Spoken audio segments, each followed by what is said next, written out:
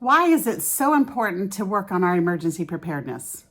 I'll share my personal journey as to why it matters most to me, and hopefully it'll matter that much to you as well.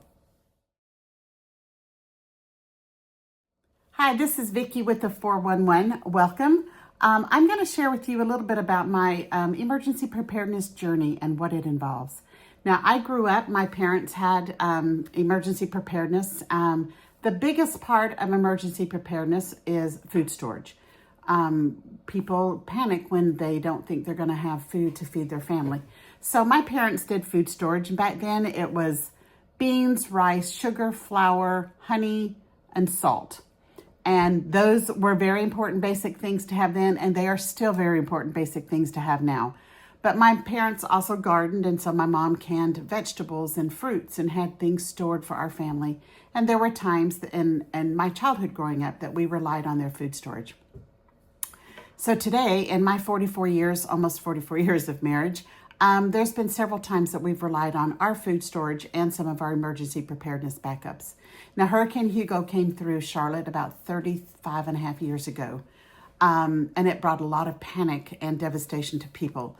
3 weeks, some people were without power, and therefore grocery stores weren't all open, and people were panicking on how to feed their families, how to get food. I did not have to worry about that. Our family was prepared.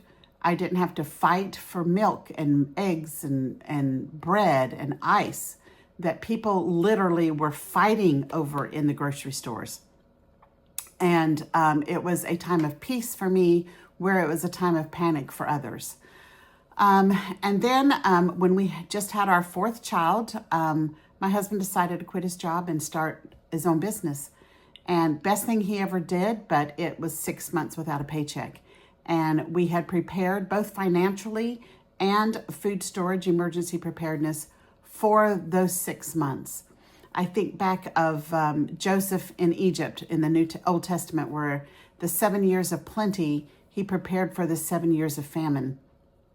And that's exactly what we should do. If we have a paycheck coming in, we are living in a time of plenty. And we need to prepare for those times when we are not in that plenty, where it's not necessarily a famine, but it might be an emergency in our part. Crazy things going on in this world. Who would have thought Texas would have had a snowmageddon? But I had family that was in there, and blessed because they were prepared. Didn't have to panic, but it was a time where many people panicked. Just this past fall, Hurricane Helene hit the North Carolina mountains, and it was devastation. Who would have ever thought that a hurricane would hit and flood the mountains? And now we have wildfires everywhere that's just bringing on more devastation. So your emergency preparedness may not be too good if you're having to evacuate your home, or your home gets flooded, or your home gets burned. But that's why you have your 72-hour survival backpacks.